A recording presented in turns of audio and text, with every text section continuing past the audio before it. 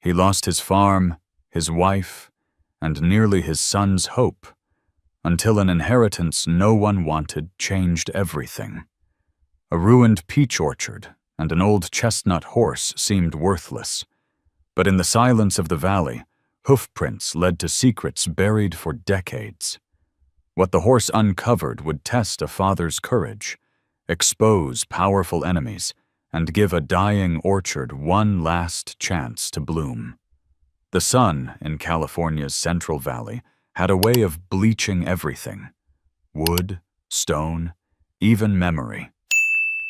That summer, the earth lay cracked like old porcelain, and dust rose in restless swirls with every faint gust. John Miller, 45, pushed open the door of the attorney's office in town, a place that smelled of stale paper and forgotten promises. His boots left faint marks across the tile as he picked up a sealed envelope left in his name. When he tore it open, a single sheet trembled in his calloused hands. He had inherited a ruined peach orchard and an old chestnut horse from an uncle he barely remembered. No money, no reprieve, no miracle. Only land that had stopped breathing years ago, and an animal too old to be useful. John let the letter fall onto the desk, staring at the lines as though they had been written to mock him. His life had already collapsed under debts from the failed almond farm. His wife had gone back east, and his teenage son Ethan, pale from a heart condition, needed more care than John could afford. A ruined orchard and a horse with rust-colored hair seemed like the cruelest joke fate could design. He drove out later that day, his truck rattling along the brittle road toward the edge of the valley. Fields on both sides sagged under the drought, trees gray, leaves curled like fists. When he reached the boundary fence of the property, the gate leaned on a hinge, red with rust, as though it had been waiting for decades without company. John stepped through, the air thick with the resinous scent of scorched peach wood. He could hear the buzz of insects, nothing more. And then, from the shadow of the weather-beaten barn, a figure shifted. The horse. The animal was taller than John expected, ribs faintly visible, but its coat was a deep chestnut that still caught fire in the slant of evening light. The mane, darker at the roots, fell across its brow where a faint, star-shaped marking glowed like the last coal in a dying fire. Its eyes, wide and brown, met John's without blinking. For a long moment, John stood frozen. He had expected a burden, something he could sell, maybe even put down if it came to that. What he found instead was a gaze so steady that he felt the weight of it pressing into the hollow places inside him. "Rusty," he muttered, recalling the name scribbled in the attorney's note. The horse flicked an ear, as though it had heard that sound 100 times before, and had been waiting to hear it again. John's hand hovered over the fence post, not daring to cross into the shadow. He could feel the dry wind, lifting the brim of his cap, could smell the coppery tang of dust that seemed to live on this land. Behind him, the road hummed with silence, and for the first time in a long while, he wondered if there was still something left to lose. Rusty took one step forward, the faint thud of his hoof echoing through the dead orchard like a heartbeat. John whispered, half to himself, half to the evening air, "Guess it's just you and me now." And from the barn door, where light met shadow, the horse exhaled, long and slow, as if answering a truth John had not yet learned to speak. The morning sun slid over the valley, pale and dusty, casting long shadows through the orchard rows that looked more like a graveyard than farmland. John's truck pulled to a stop by the leaning fence, and from the passenger seat, Ethan eased himself out carefully, his breath short, but eyes sharp with curiosity. The boy wore his old baseball cap, its brim frayed from years of use, pulled low over hair too thin from long months in and out of hospitals. "Stay close," John said, his voice rough with caution, though he didn't know if he was warning his son about the brittle boards of the barn or about the chestnut horse waiting inside. Rusty stood just beyond the doorway, his coat catching flecks of sun like copper buried under dust. He was still, head lifted slightly, watching the boy with a patience that unsettled John. Horses were supposed to shy away, to stamp and snort.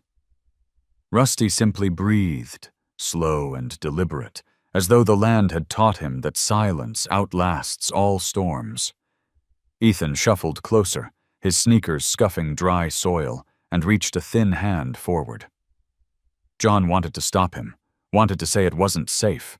This horse was old, unpredictable, a stranger. But the words caught in his throat as he watched his son's fingers hover in the air, trembling with effort. Rusty lowered his head, inch by inch, until his muzzle brushed against the boy's hand. The sound that followed was not a whinny or a stamp, only the faint release of breath.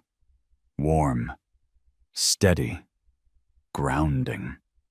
Ethan's face broke into a smile John hadn't seen in months, wide and unguarded, as if pain had been peeled back for one suspended instant. John leaned against the fence post, his chest tightening. It wasn't just relief at seeing his son connect. It was the realization that Rusty had chosen to meet him halfway. The orchard around them remained lifeless, branches brittle and gray. But inside that quiet moment, something fragile and living stirred. "You see that, Dad?" Ethan whispered, his voice nearly lost to the cicadas. "He's not afraid." John swallowed, unable to answer.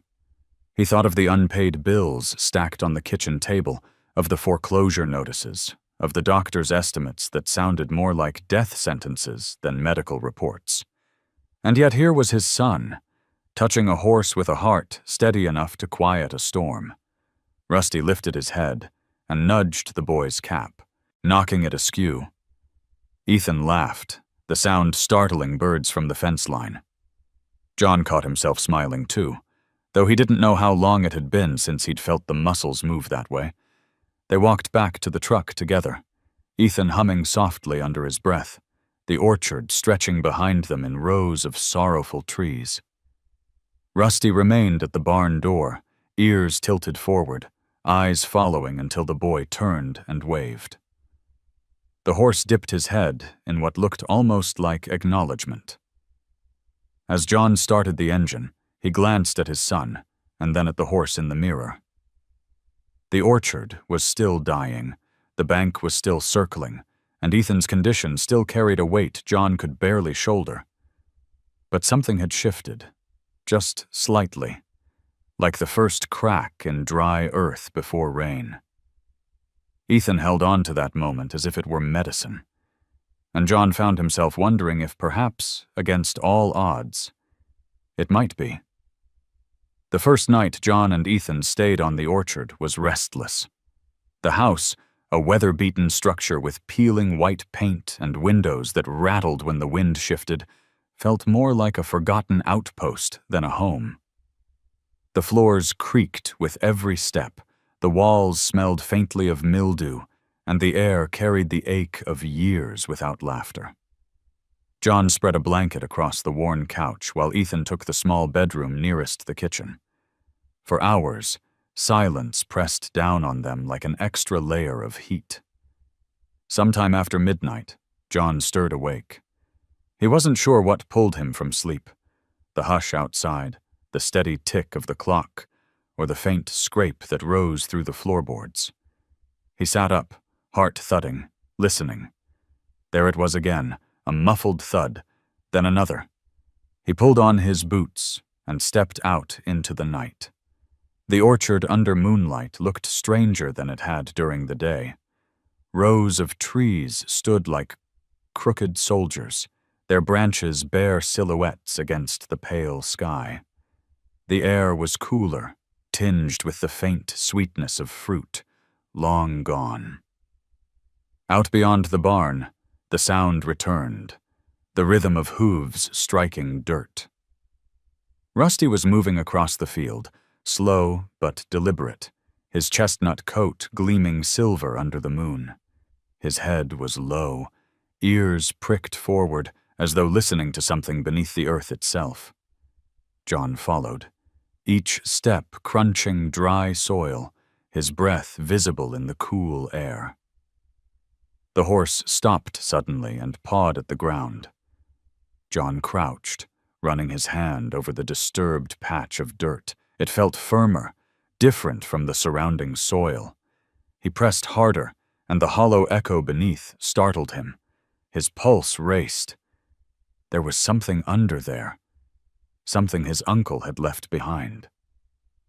Rusty blew through his nostrils, impatient, and pawed again, the sound sharp against the stillness. "Easy, boy," John whispered, his voice catching.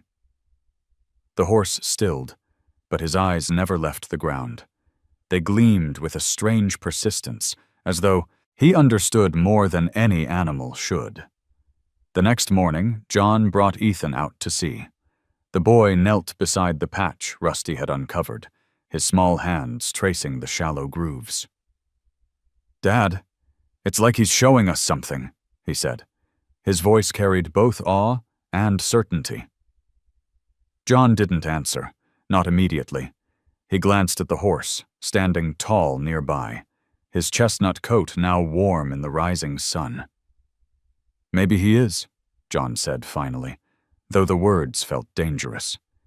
He didn't want Ethan to hope for more than what was real, and yet he couldn't shake the echo of hooves in the night, the way Rusty's stare had rooted him to the spot. That day, John borrowed a spade from the shed and returned to the site. The soil was stubborn, baked hard by months without rain, but beneath a thin crust he struck something solid. A wooden plank, weathered but intact. He brushed away dirt, revealing the edge of what looked like an old hatch. His hands trembled as he pulled at the handle, rust flaking under his grip. The hatch groaned, releasing a draft of cool, musty air from below. Ethan leaned closer, his cap slipping back. "There's something down there, isn't there?" John hesitated, the dark opening yawning at his feet. He felt the ground tilt under the weight of it all, the debts, the sickness, the empty orchard. And now this. A secret buried, waiting for him, waiting for Rusty to reveal. The horse shifted behind him, stamping once, twice, as though urging him forward. The sound reverberated through the stillness, a steady drumbeat in the earth. John drew in a breath, the taste of dust and old wood sharp on his tongue. "Yeah," he said softly, lowering the hatch back into place for the moment. "There's something here." That night, long after Ethan had fallen asleep, John sat on the porch with a lantern burning low. Rusty stood near the fence line, his silhouette etched against the silver orchard. The horse turned his head, meeting John's eyes across the distance.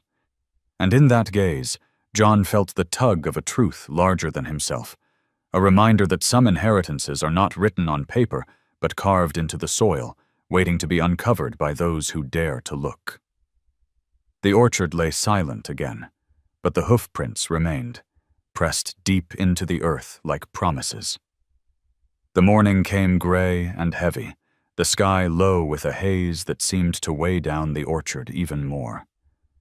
John stood over the hatch he had uncovered the night before, boots planted firmly, spade in hand. Ethan lingered beside him, pale but alert, his cap pulled low against the cool air. Rusty waited a few yards away, chestnut coat catching muted light, eyes steady on them both, as if he knew this moment mattered. John pressed the spade into the soil, peeling back more dirt until the hatch groaned open. The breath that escaped from below was damp and earthy, laced with the faint tang of rusted iron. He lowered a lantern into the hole, its glow revealing a wooden ladder clinging to the wall. The rungs looked brittle, but the pull of curiosity was stronger than hesitation. He glanced back at Ethan. "Stay close, but don't come down," he said. The boy nodded, though his eyes betrayed the urge to follow. Each rung creaked under John's weight as he descended, the air cooling with every step. At the bottom, the lantern revealed a small cellar carved into earth and stone. Shelves lined the walls, cluttered with glass jars sealed in wax, papers stacked in bundles, and a few rusted tools.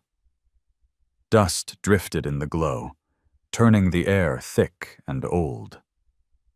He moved toward a trunk in the corner, its lid warped but still fastened with a corroded latch.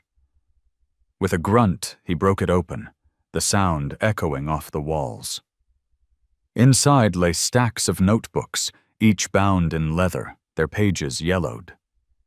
He lifted one carefully, thumbing through tight handwriting that described experiments with peach varieties, crossbreeds, soil treatments, notes on sweetness and resilience. They weren't just casual notes, these were careful studies, years of patient work. His uncle, the man he barely remembered, had been chasing something more than fruit. Beside the books, wrapped in cloth, were several glass bottles. John held one up to the lantern. The liquid inside was golden, thicker than water, catching the light in rich amber tones. He uncorked it slightly, inhaling a sweet, heady fragrance of fruit, honey, and something sharper, almost medicinal. He resealed it quickly, unsettled by its power even through glass.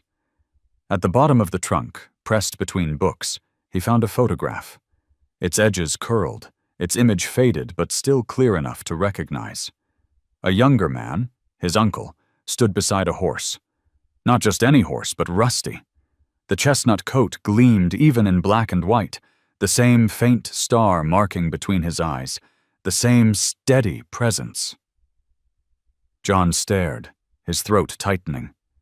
The horse that had led him here tonight was the same animal his uncle had trusted decades ago. The weight of it pressed down on him. This wasn't inheritance by accident. Rusty was a living thread between past and present, carrying secrets across years. John slipped the photograph into his pocket, needing proof that he wasn't imagining the connection. When he climbed back to the surface, Ethan's anxious eyes met his. "What's down there?" the boy asked, voice taut. "Books," John said slowly, dust still clinging to his palms. "Bottles. Your great-uncle was working on something. More than peaches." He didn't show Ethan the photograph yet. Some truths needed time. Rusty stepped closer, breath fogging in the cool air, and nudged John's shoulder with his muzzle. The gesture was firm, insistent, as though the horse demanded recognition. John reached up, running a hand over the rough star on Rusty's brow. "You knew," he whispered, more to himself than to the horse. Ethan crouched by the hatch, peering down into the dark. "Do you think it could help us?" His words were small, fragile, carrying more weight than a child should bear. John's chest ached. He thought of hospital bills, of sleepless nights, of his son's narrow shoulders shaking with each cough. He wanted to say yes, wanted to believe that golden liquid could hold an answer. But truth was a careful thing, and promises could break a boy's spirit faster than illness. "I don't know," John admitted, his voice low. "But we're going to find out." The orchard around them groaned with the weight of wind through brittle branches. Dust swirled in small spirals at their feet. And yet, standing there with Rusty at his side, John felt something shift inside him. Not hope, not yet, but the possibility of it. That night he laid the notebooks on the kitchen table, lantern light flickering across the pages. Words swam before him. Resilient strains, enhanced nectar, sustainable yields. There were diagrams of roots and soil, equations in margins, and pages marked with dates that stretched back longer than John had expected. His uncle hadn't just farmed. He had been chasing discovery, one that others had likely never known about. He reached into his pocket and unfolded the photograph again. Rusty's younger self stood so solid in the frame, the uncle's hand resting on his neck. The horse was more than livestock. He had been partner, guardian, perhaps even witness. John stared across the room where Rusty shifted in his stall just outside, the faint shuffle of hooves against hay audible through the thin walls. "Whatever this is," John murmured, more prayer than statement, "we're in it together." And in the hush that followed, Ethan stirred in his room. Rusty exhaled softly through the barn slats, and the orchard, dead as it looked, seemed to listen. The rain came sudden that evening, sharp against the valley floor, a break in weeks of dry heat. It rattled across the orchard roof, pinged against rusted gutters, and drummed on the tin sheets of the old barn. John leaned against the stall post inside, lantern set low at his feet. The barn smelled of wet hay and iron, damp earth drifting in through the cracks. Rusty shifted in his stall, his chestnut coat slick where the leaks dripped through. John had meant only to check the roof and feed the horse, but the storm pressed him into stillness. His boots sank into the straw as he stood there, shoulders hunched. Words began to press up inside him, words he hadn't spoken aloud to anyone. The rain masked his voice, gave him cover. "You want to know the truth?" he said, his voice hoarse, pitched low as though someone might overhear. "I'm done. I've tried, year after year, to keep this life alive. I lost the farm, lost my wife, and now all I've got left is Ethan, too young to carry the weight I've laid on his shoulders." Rusty's ears twitched, his head turning toward John. His breath fogged in the lantern. "Light." John pressed his fists against the wood. "I can't pay the bills. Can't cover his treatments. I can't even give him more than a roof that leaks and food that barely stretches week to week. And you—" he let out a bitter laugh. "You're supposed to be part of the inheritance that saves me? An old chestnut horse no one else wanted?" The horse stepped closer, the boards creaking under his weight. John rubbed at his face with calloused hands, tiredness cutting deep. "I thought I could take the orchard and flip it, sell it off, put the money toward Ethan's care. But this place—" He gestured toward the rafters, the orchard beyond, the trunk of notebooks waiting on the kitchen table. "It's a graveyard. Just like me." The rain beat harder, drowning the confession in its rhythm. Rusty moved again, closing the space between them. His muzzle pressed into John's shoulder, firm and insistent. The warmth of that touch broke something loose inside the man. He didn't push it away. His body sagged against the stall, a single tear slipping down his cheek. He hated crying. It made him feel weak, stripped bare. But the horse didn't judge, didn't turn away. Rusty simply stood, solid and unmoving, a presence that seemed to anchor John against the storm. Through the crack of thunder, another sound emerged, a knock against the barn door. John startled, pulling back as the lantern flame wavered.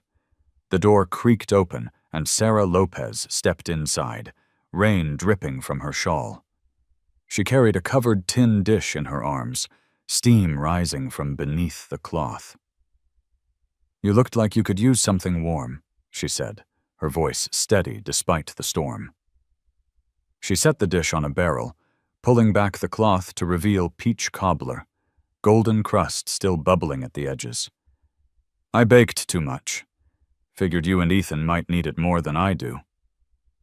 John cleared his throat, embarrassed by the tears he hadn't fully hidden.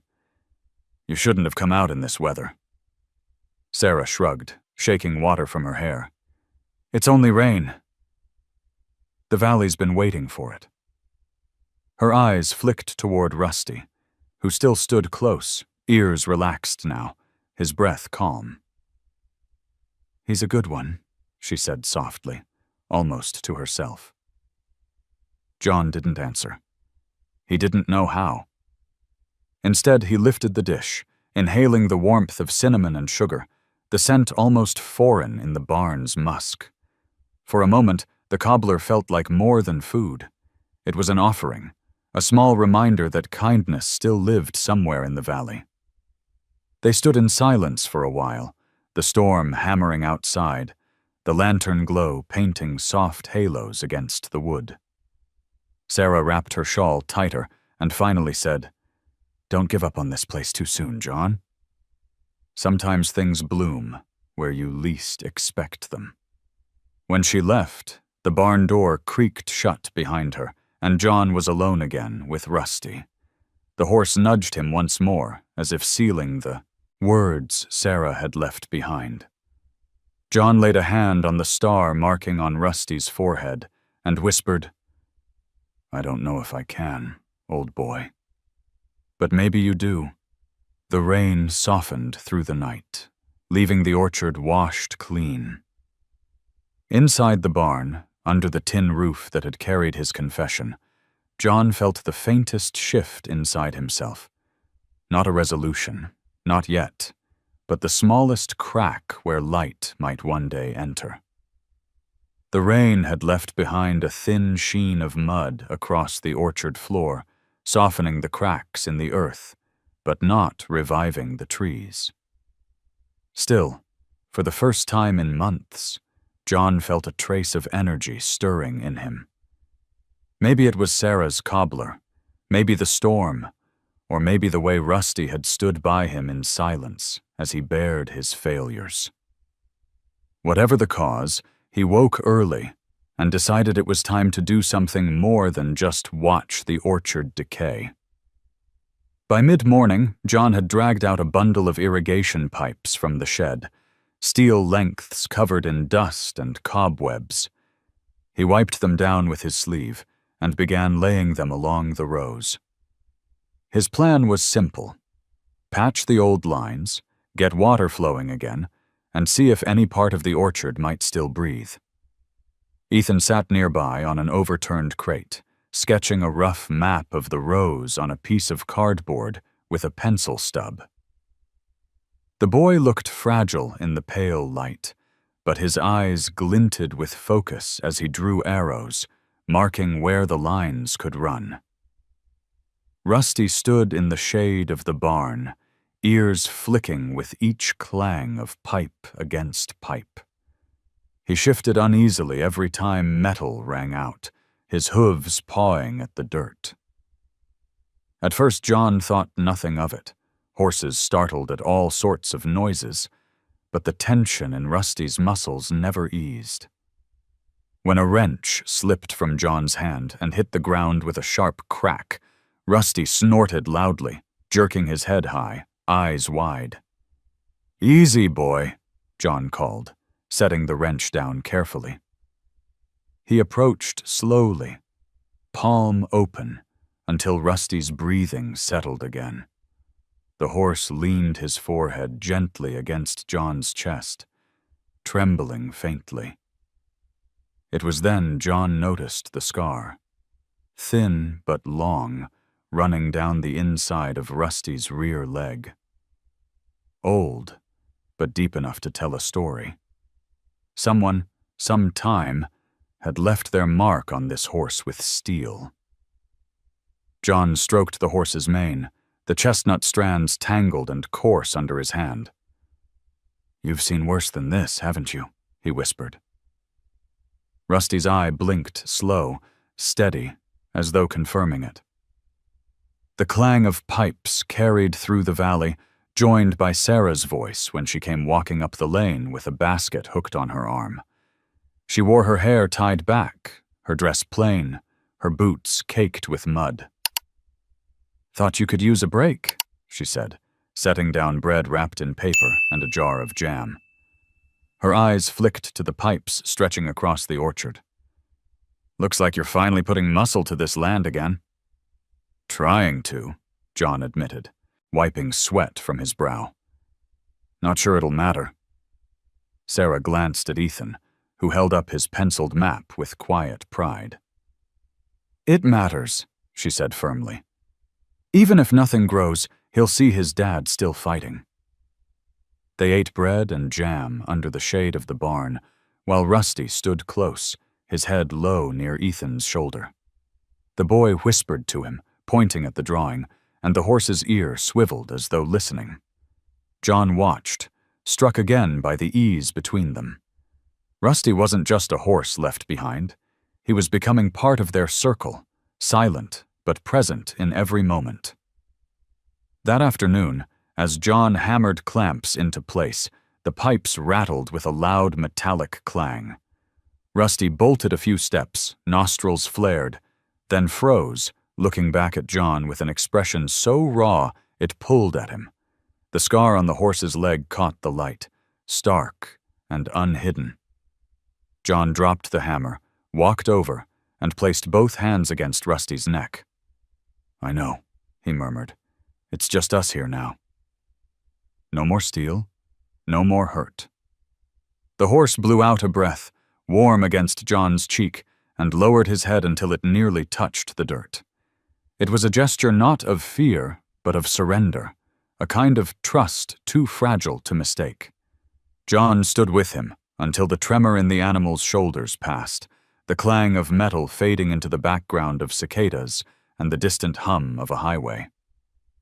By sundown, the pipes lay across the orchard like silver veins waiting for blood.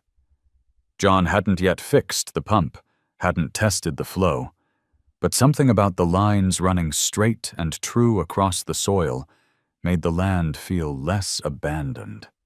Ethan clapped his hands softly, pleased with the sight, while Sarah nodded in approval before heading back down the lane.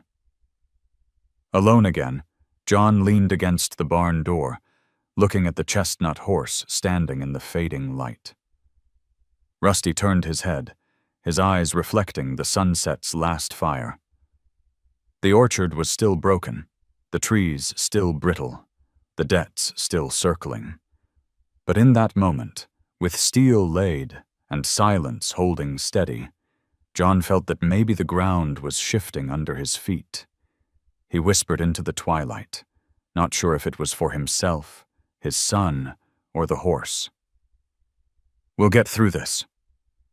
One way or another, Rusty flicked his tail, stamped once against the softened earth, and for the first time since John had inherited the ruin, the orchard didn't feel quite so hopeless. The orchard had begun to look less like a graveyard, and more like a place caught between ruin and possibility.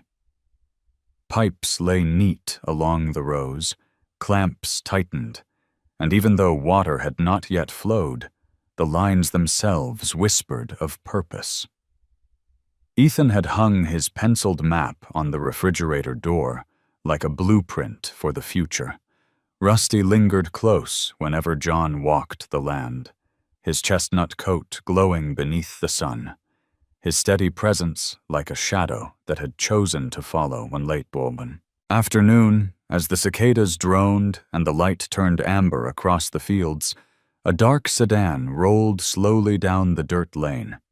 Its tires kicked up dust in perfect spirals until it stopped near the house. From it stepped Richard Hale, tall and broad in a pale suit that looked out of place against the weather-beaten porch. His shoes, polished to a shine, sank into the soft earth with disdain. John wiped his hands on his jeans, suspicion hardening his jaw. He knew Hale by reputation, the man who held water rights like reins in this valley, who had bought and sold land until entire families were forced to leave. Hale removed his hat with practiced politeness, though his eyes were sharp as glass.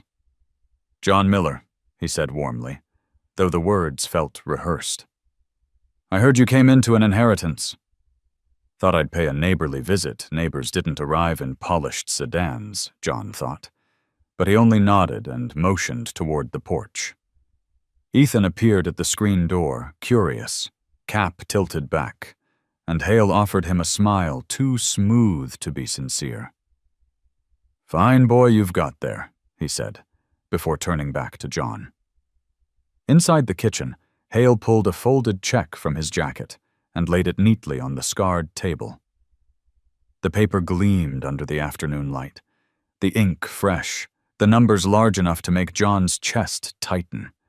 It was more than he'd seen in years, more than enough to cover Ethan's medical bills, to pay down debts, to start over somewhere else.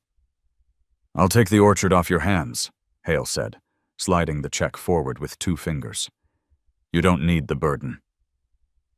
This land's dried up. Let me deal with it. You can put your boy where he belongs, in a place with hospitals and air conditioning instead of dust." The words struck sharp. For a moment, John's hand hovered near the check, as if pulled by gravity. The zeros swam in his vision, promising relief. He imagined Ethan in a clean hospital bed, machines humming, doctors not asking about payment first. He imagined escape. But beyond the window, Rusty stood at the fence line, ears flicked forward, gaze steady.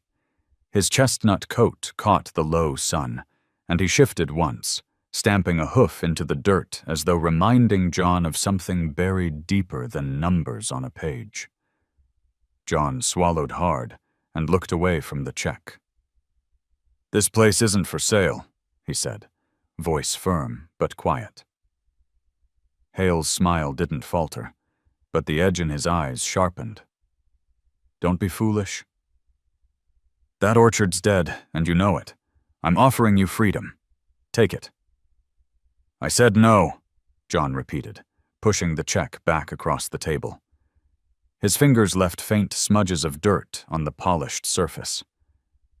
Silence hung for a long moment, broken only by the ticking of the kitchen clock. Finally, Hale tucked the check back into his jacket, smoothing the fabric as though nothing had happened. "Think it over," he said softly. "The valley doesn't. Forgive pride, John, and neither do banks." He rose, touched the brim of his hat, and left with the same careful grace he'd arrived. The sedan's engine hummed low as it rolled back down the lane, leaving only dust hanging in the air. Ethan stepped into the kitchen, his eyes wide. "Dad, that money could have fixed everything." John crouched, resting a hand on his son's shoulder. "Money doesn't fix everything, and not all offers are what they seem." He didn't explain further, didn't mention the weight in Hale's gaze, or the stories whispered about land deals gone wrong. Instead, he glanced out the window, where Rusty still waited, calm and immovable. That night, John sat on the porch with Ethan dozing beside him and the lantern flickering at their feet. Rusty grazed nearby, the faint sound of his chewing steady as a metronome. John thought of the cellar, of the golden bottles sealed by his uncle's hand, of the photograph that proved Rusty had been part of this place for decades. He thought of Hale's check, how easy it would have been to take it. But the orchard was more than dirt. It held a history, a secret, and a horse that had led him to both. Selling it would mean silencing something that had survived too long to be betrayed now. John leaned back, his eyes closing against the hum of summer night. "We'll find another way," he whispered into the dark. Rusty lifted his head, ears pricked as though hearing the vow, and for the first time in years, John felt the strange weight of resolve settle heavier than despair. The days after Hale's visit hung heavy with unease. John worked the orchard in silence, patching pipes and oiling the old pump, while Ethan traced lines on his cardboard map, pretending it was enough to call the trees alive. But the land still looked weary, and the air carried a weight that pressed down on everything. Even the birds seemed to avoid the rows, leaving the orchard to cicadas and the occasional sigh of wind. It was Rusty who broke the stillness. One afternoon, as John checked the pump near the barn, the chestnut horse raised his head sharply and walked with purpose toward the far end of the orchard. His hooves thudded against dry earth, steady and sure, ears flicking as though following an old signal. John frowned, wiping grease from his hands, then followed with Ethan close behind. They reached the edge of the property where weeds grew tall and thorny. In their midst stood a stone circle, half collapsed. An old well, long forgotten. Its rim was cracked, vines curling through the stones, and the wooden cover sagged under years of neglect. Rusty stopped there, stamping once, and then lowered his head to sniff at the broken boards. John crouched, prying at the warped cover. The wood groaned, giving way with a splintering snap.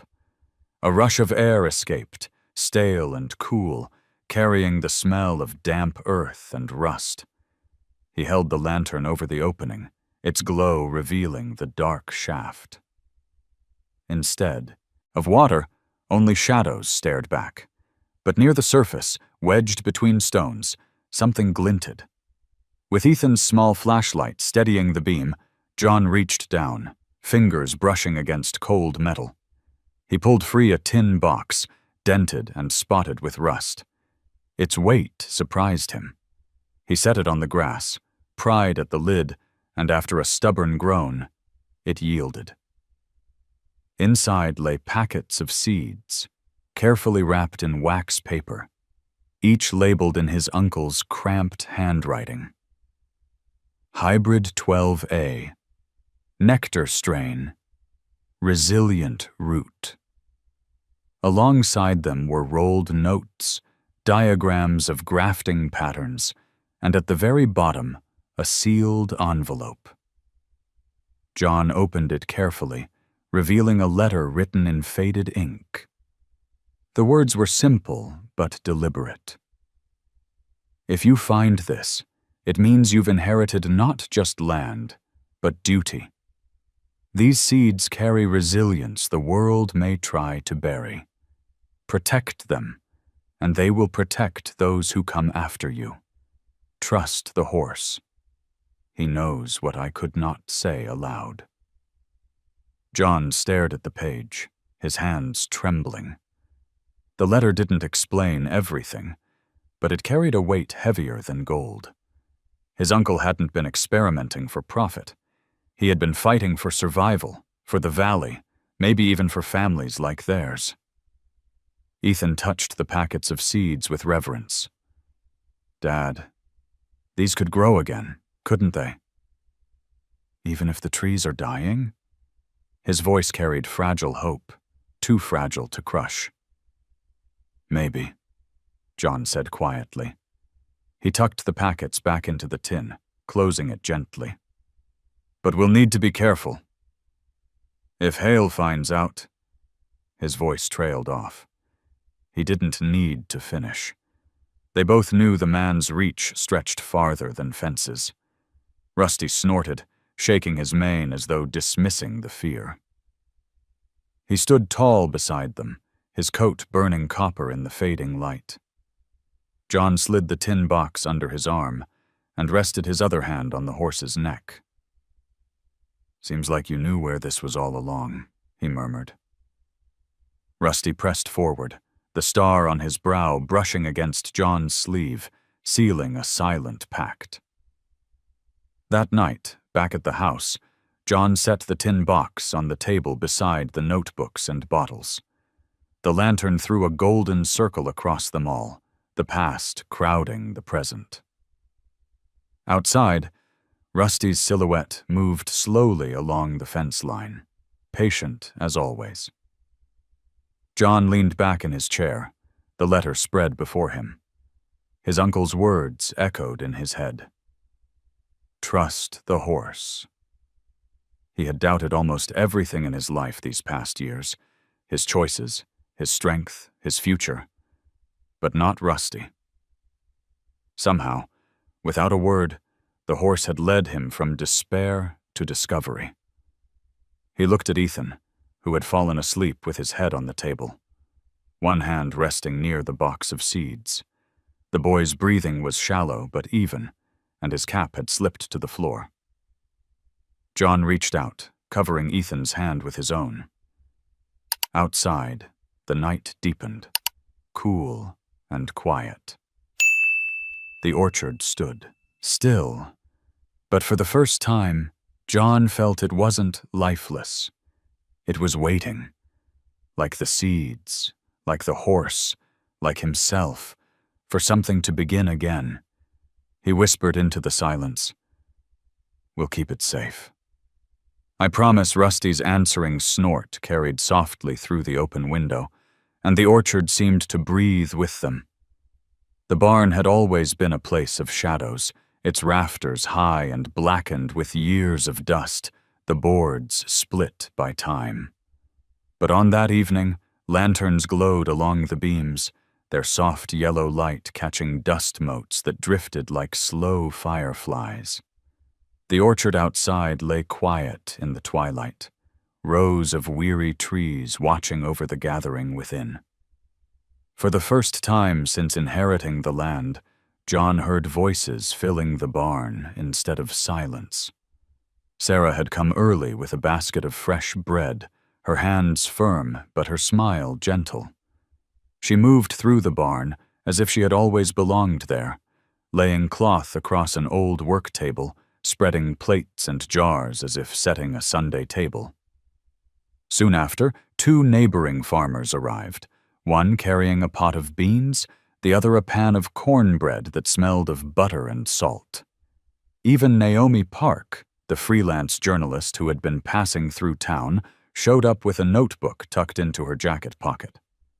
She had heard whispers of the orchard and wanted to see for herself what was rising here. Ethan sat near Rusty's stall, his small shoulders relaxed for once, sketching shapes in his notebook with a pencil Sarah had given him. The horse leaned close, warm breath stirring the boy's cap as if reading over his shoulder. Occasionally Ethan spoke softly to him, pointing out lines and arrows on the page, and Rusty's ear would flick toward him as though listening with intent. The sight drew quiet smiles from the adults, a simple grace no words could match. The meal itself was plain. Bread, beans, jam from Sarah's cupboard, cornbread still steaming from the oven. Yet in the barn, with lanterns swinging and conversation flowing, it felt rich. They spoke of weather, of old harvests, of debts and dry years, and though their voices carried the weight of struggle, there was laughter too.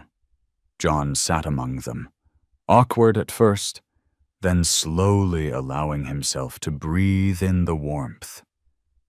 For years he had kept to himself, shoulders hunched under failure. But here, sharing food on rough boards, he felt something stir that he thought he had lost. Belonging. Naomi asked careful questions, her pencil scratching across the page, but she didn't press too hard. She looked around the barn, at Rusty's chestnut coat glowing in the lantern light, at the tin box and notebooks stacked on a shelf nearby. And she said simply, "There's a story here." One worth telling right, John tensed, unsure if he wanted that story out in the open. But Sarah's hand on his arm calmed him, her eyes steady. Sometimes the truth needs air, John. Even seeds stay buried too long before they grow. Rusty stamped once in his stall, a hollow thud against the floor, as if echoing her point. The horse's presence was constant, a kind of guardian to the words unspoken around the table. John looked at him and thought again of the photograph of his uncle with that same horse, decades younger, but already carrying secrets. As the evening waned, Ethan nodded off against Rusty's side, the horse standing perfectly still, as though he understood the boy's fragility. Conversation softened into murmurs, dishes clinked in quiet rhythm, and lanterns dimmed. One by one the neighbors left, offering firm handshakes and quiet encouragement. Naomi tucked her notebook away, promising not to print a word without John's say. Sarah lingered, gathering dishes, her presence unhurried, her glance at John unspoken but steady. When the barn was nearly empty, John stood alone with Rusty and the sleeping boy. The lantern light flickered low, shadows swaying across the horse's flanks. John reached out, running his hand along the coarse mane, and whispered, "For the first time in a long while, this place feels alive." Rusty exhaled, the warm breath rolling across John's arm, and lowered his head to nuzzle gently at Ethan's cap. The orchard outside was still the same, trees brittle, debts unpaid, future uncertain. But inside the barn that night, with the scent of bread and beans still hanging in the air, something had changed. It was not salvation. Not yet. But it was a step, like water running through pipes not yet tested, like seeds waiting beneath soil for the right season. A beginning. The morning broke with a thin veil of fog over the orchard, pale and cool, softening the cracked silhouettes of the peach trees. For a moment, the land looked almost forgiving, the haze disguising the brittle branches and lifeless soil. John stepped out of the house with a mug of coffee, boots sinking lightly into damp earth, and let himself breathe the rare quiet. Ethan still slept, his cap on the nightstand, his breathing steady. Rusty grazed lazily near the barn, the chestnut of his coat glowing against the silver mist. It might have been a good day, John thought, until he walked toward the orchard rows and saw the ground glisten with water. At first he thought it was dew. Then his stomach dropped. The new irrigation lines, the ones he and Ethan had worked to lay, were split open. Water pooled in the dirt, spilling uselessly into gullies, carrying mud instead of promise. The pipes had been slashed clean, not broken by age or accident, but cut with a sharp blade. His coffee slipped from his hand, dark liquid soaking into the soil as he crouched to inspect the damage. Every few yards another pipe lay split, clamps twisted free, rubber gaskets scattered. Someone had walked the rows with deliberate malice, undoing days of work in a single night. The fog muffled sound, but John thought he could almost hear laughter in the silence. Rusty raised his head from grazing. Ears flicked forward, body taut. He stamped once, then twice, his gaze fixed down the lane as though he still sensed the intruder's presence. The horse's breath came quick, his muscles tight beneath his chestnut hide. John walked to him, laid a steadying hand on his neck, but his own heart hammered with the same unease. Back at the house, Ethan was already awake, sitting at the table with the tin box of seeds beside him as if he had guarded it through the night. When John told him what had happened, the boy's face fell. "Dad, they don't want us here." John clenched his fists, then opened them again, palms raw with helplessness.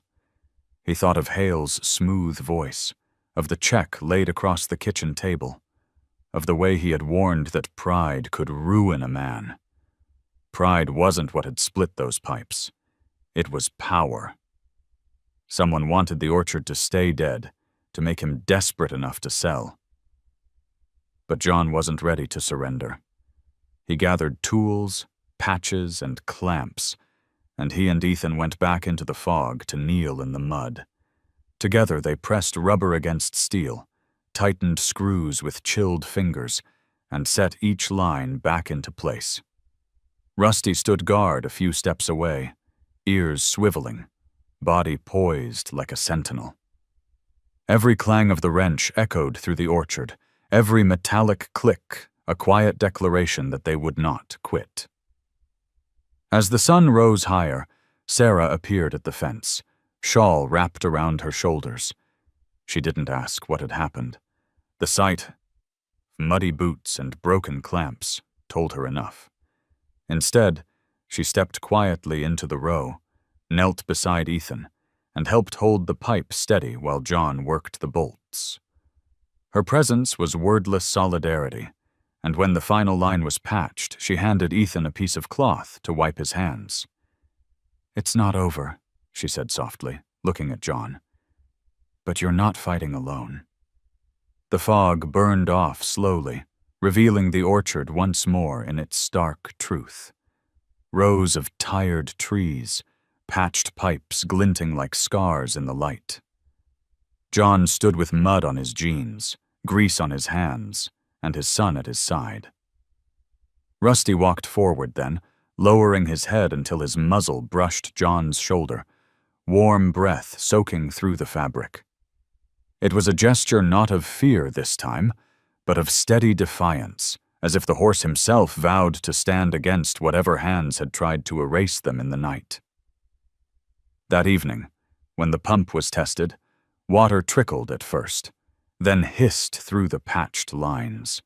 Drops clung to the brittle leaves, sparkling in the low sun. It wasn't enough to bring the orchard back to life, not yet, but it was proof that resilience was possible. Ethan laughed softly at the sight, the sound fragile but true, and Sarah smiled faintly, her arms folded across her chest as though holding in her own relief. John sat on the porch long after the others had gone inside, the tin box of seeds resting on his lap. The night air was cool, the stars sharp. He thought again of his uncle's letter, of the words scratched in fading ink. Trust the horse. Rusty stood just beyond the porch light, his silhouette steady against the dark.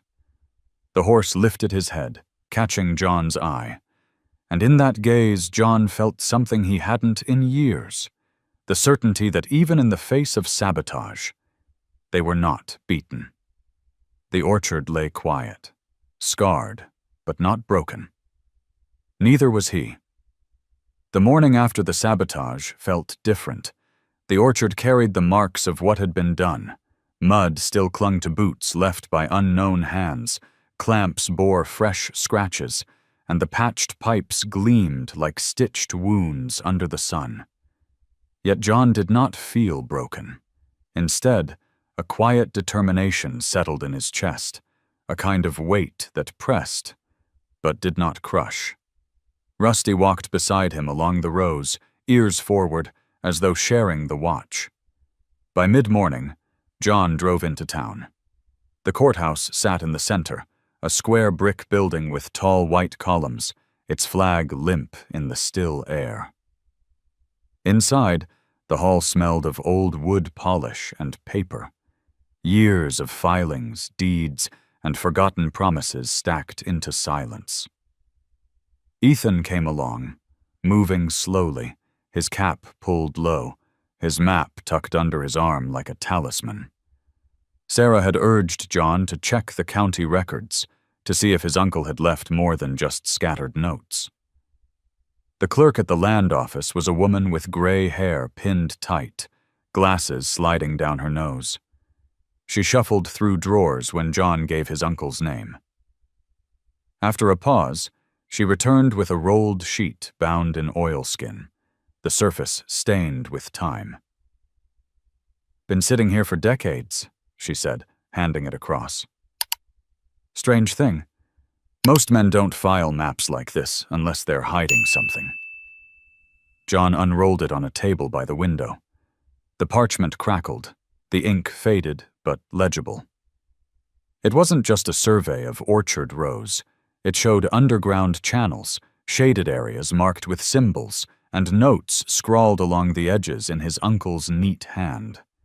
There were references to water rights, easements, and one particular mark near the edge of the orchard. Reserve trench, not disclosed. John traced it with his finger, his breath caught. This was no ordinary farm map.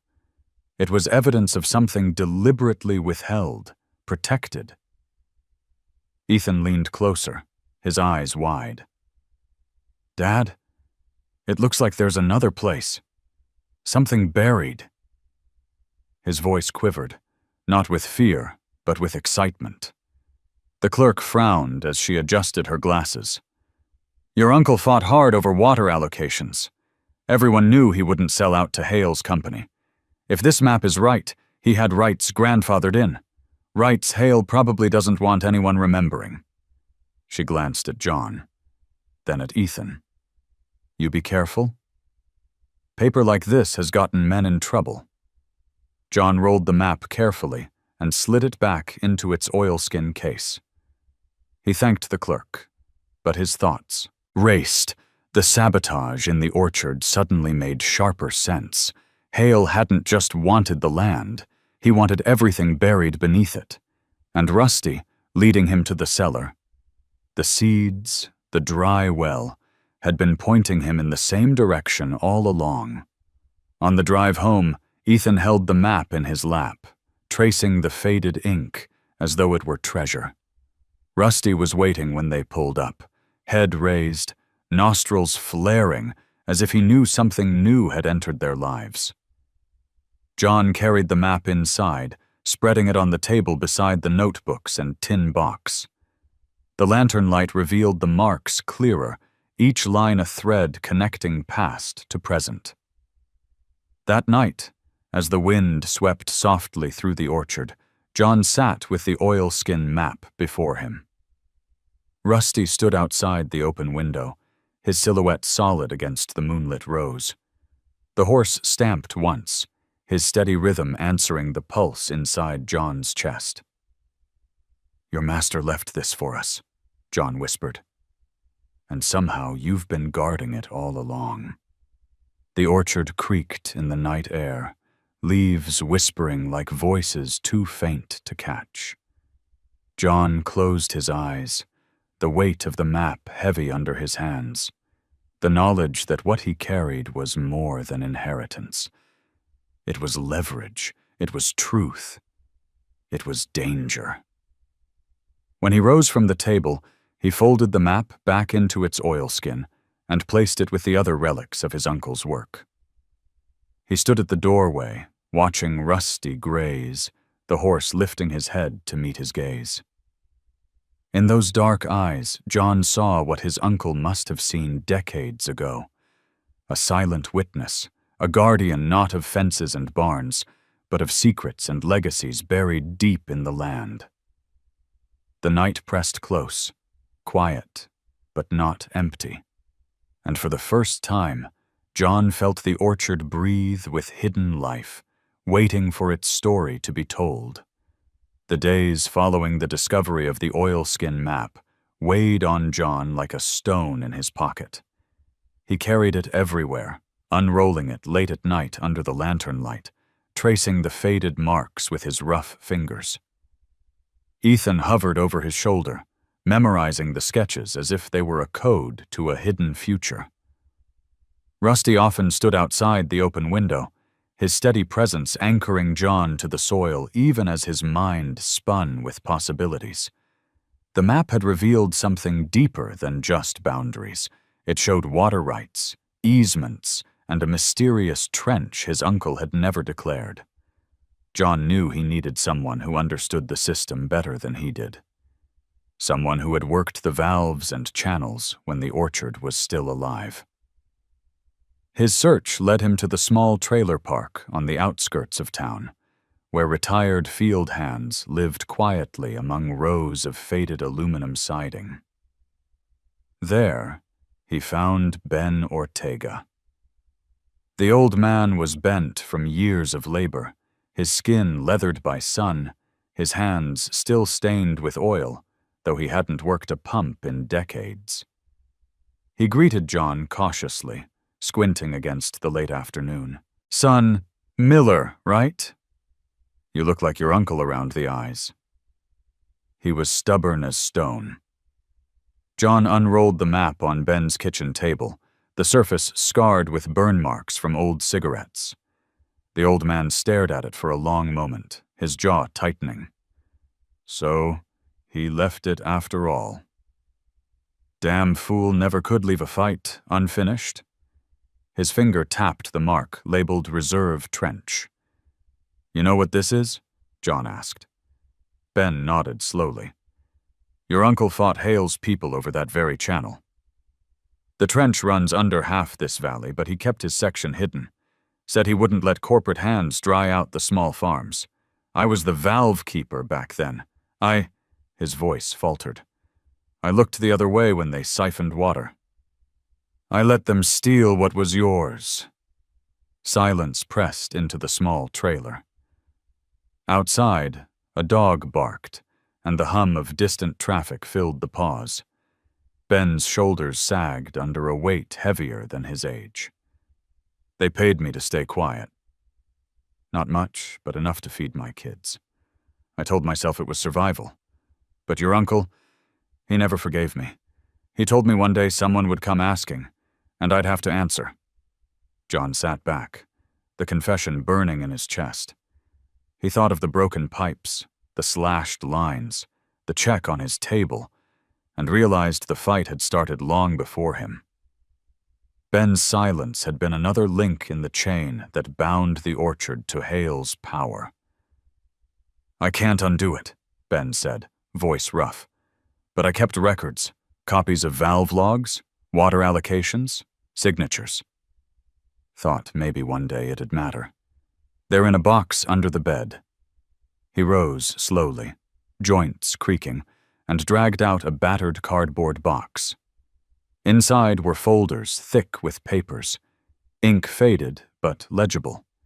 Schedules, diagrams, names of company men who had signed off on diversions.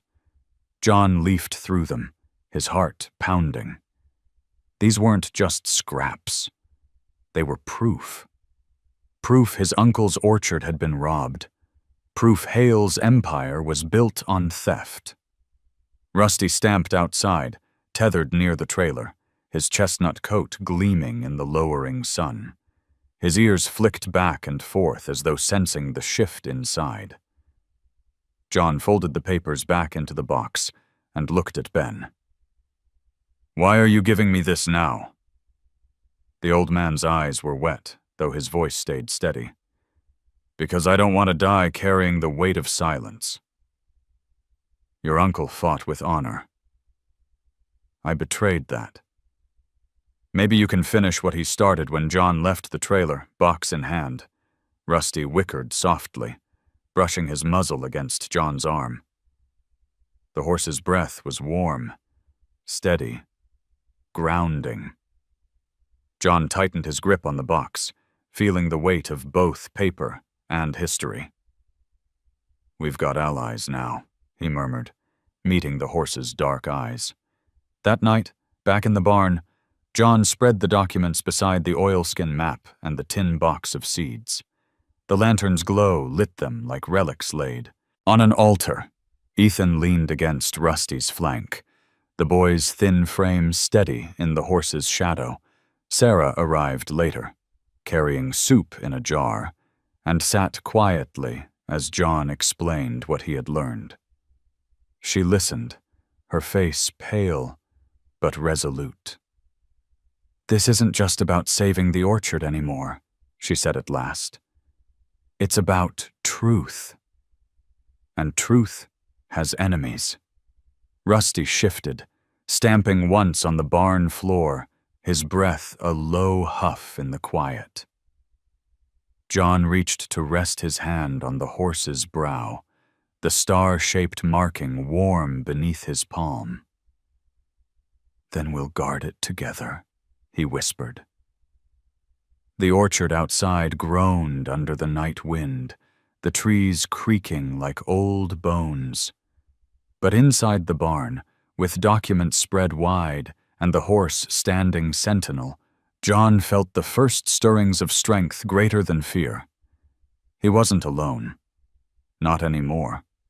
The days lengthened into a brittle summer stretch, the orchard caught between exhaustion and endurance. The patched irrigation lines hissed with the faint trickle of water, enough to dampen the soil, but not enough to restore the trees. Yet every evening, John walked the rows with Ethan and Rusty at his side, tracing the outlines of survival. The tin box of seeds sat on the kitchen shelf like a quiet promise.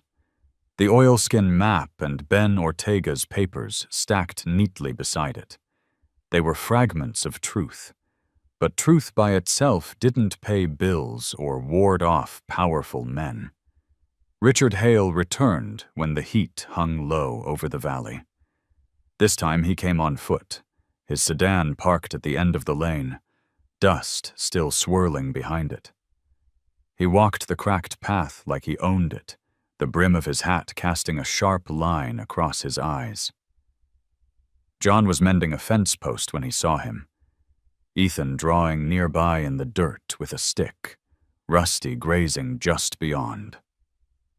"John," Hale called smoothly, voice carrying the ease of someone accustomed to being obeyed.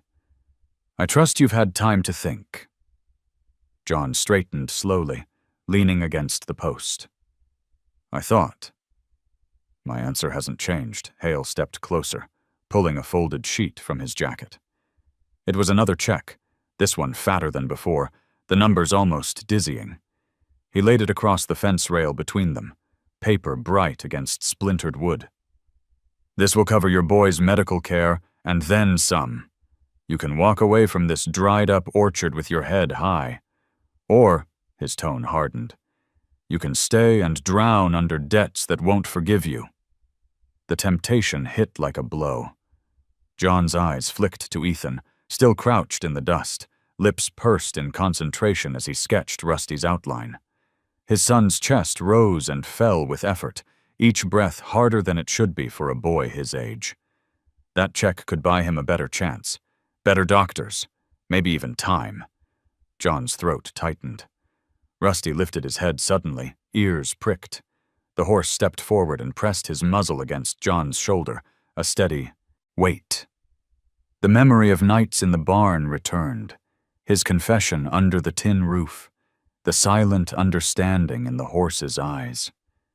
It was as if Rusty was reminding him that what they carried wasn't just hardship.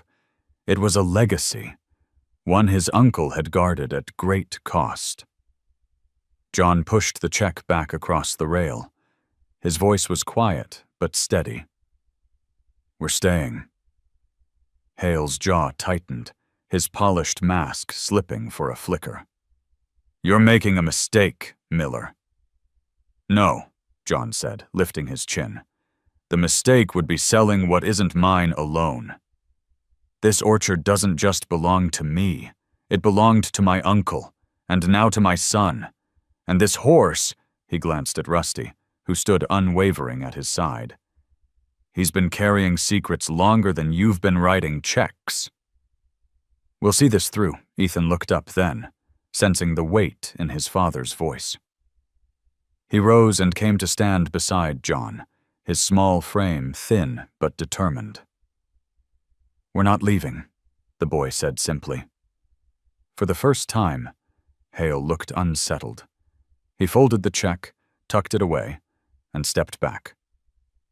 His voice dropped, colder now. "Then be ready. The valley doesn't forgive defiance. Neither do I." With that, he turned and walked back down the lane, dust rising in small storms around his shoes. The silence that followed was heavy. John felt Ethan's hand slip into his, small and warm, and he looked down to see the boy watching him with something close to pride. Rusty exhaled, stamping once against the hard ground, as though sealing the vow that had just been made.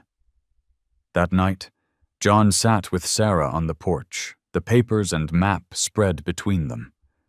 She listened without interruption as he explained what Hale had offered and what he had refused. Her expression was not surprise, but quiet affirmation, as if she had known all along which way his heart would lean. "You did right," she said softly. "This land may not forgive weakness, but it honors those who stand." Rusty moved in the shadows of the orchard, his chestnut coat a dark flame under the moonlight. John watched him and felt the choice settle deeper than his bones. It was no longer about selling or staying.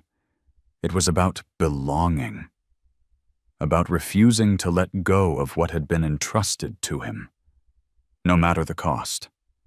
As the night deepened, he whispered into the quiet, "We stay." No matter what comes, Rusty lifted his head at the words, ears forward, as though he understood. The morning of the hearing dawned clear, the valley washed in a pale gold light that made the orchard look softer than it was.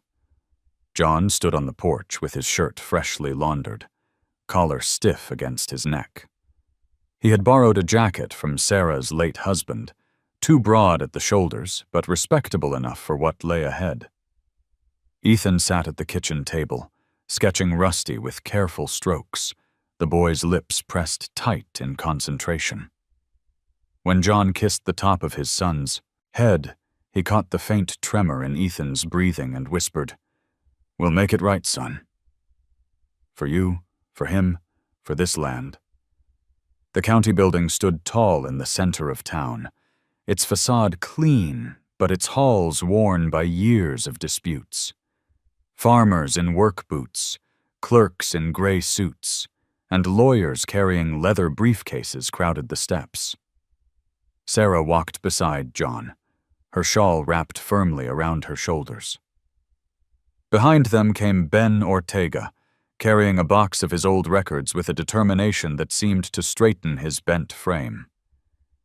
Naomi trailed with her notebook, her eyes sharp, ready to witness. Inside the hearing room, wood-paneled walls held the weight of generations. A long table faced the county board, 3 officials seated behind microphones, their expressions weary but attentive. On one side sat John, Sarah, Ben, and Naomi. On the other, Richard Hale, with his lawyers in pressed suits, their briefcases clicking open like weapons.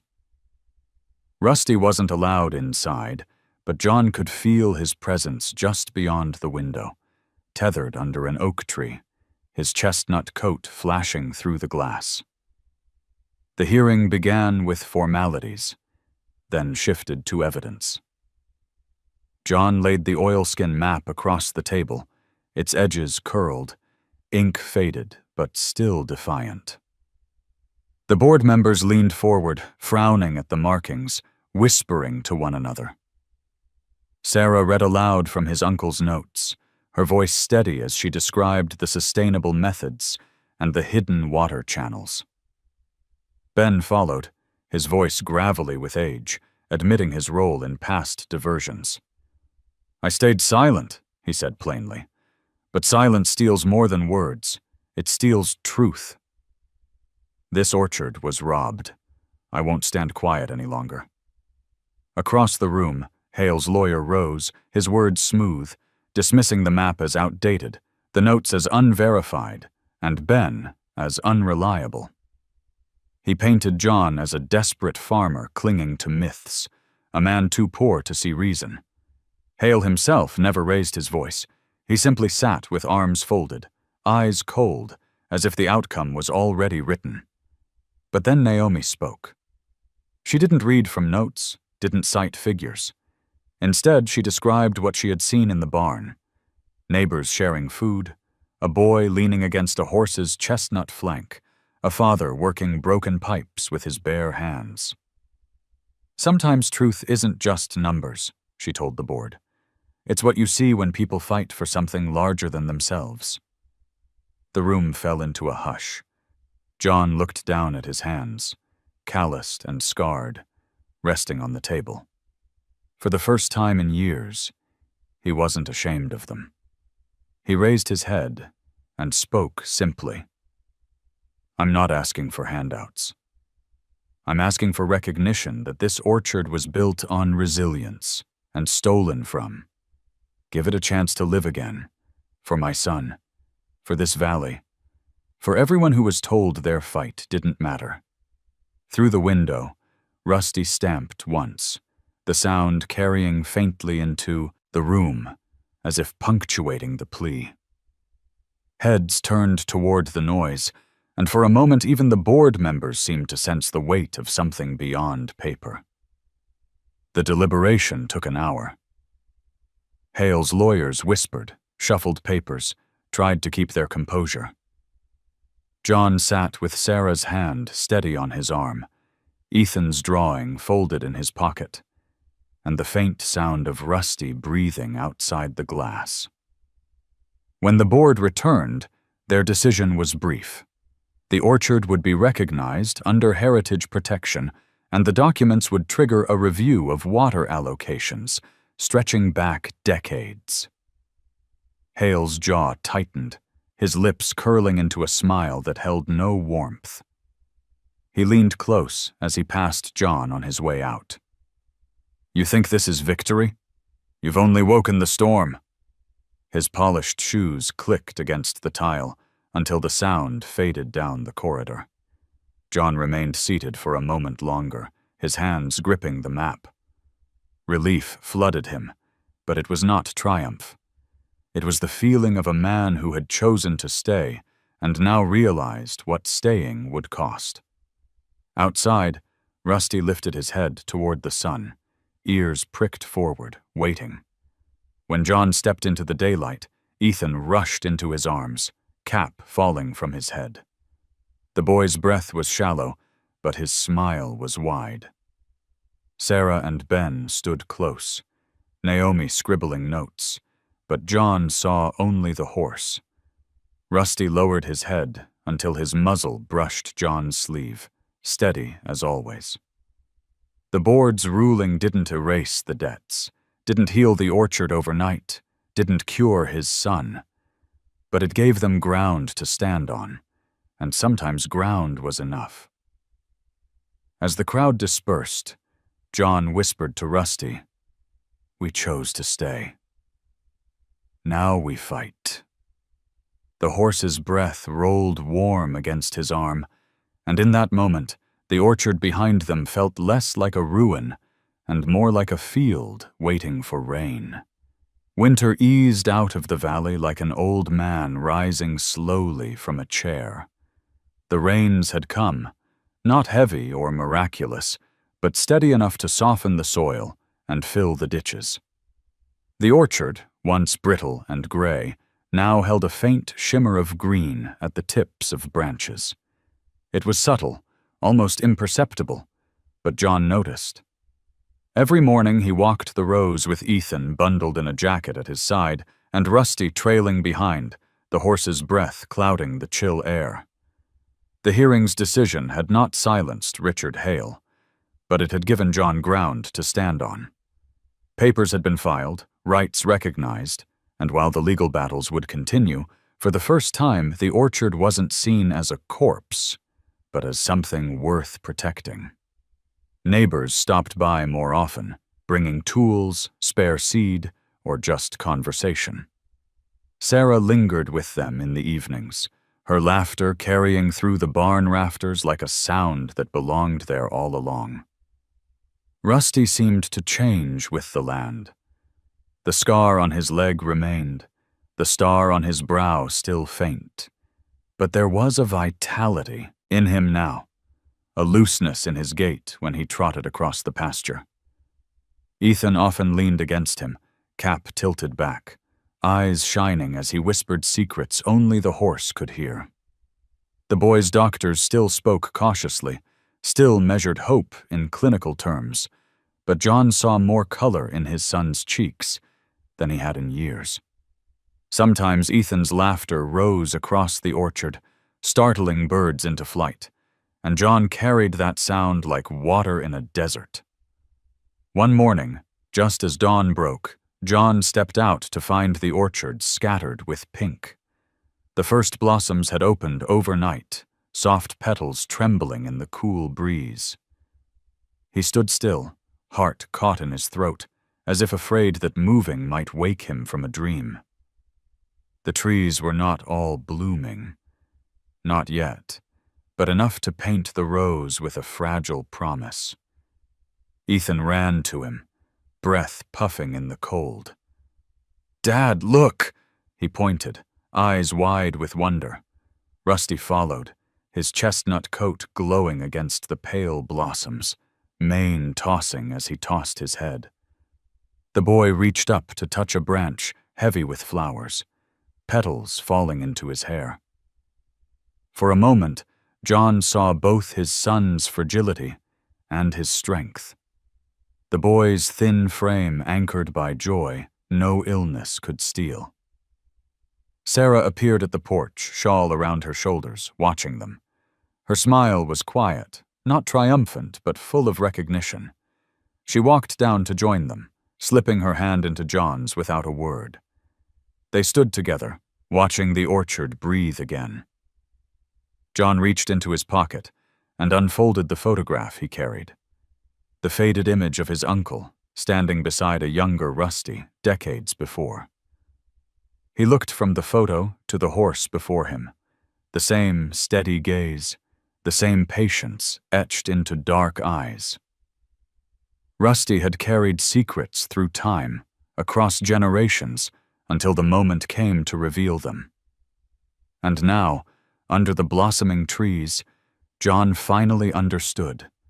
The horse had not only uncovered a secret, he had carried John and Ethan to the place where hope could root again.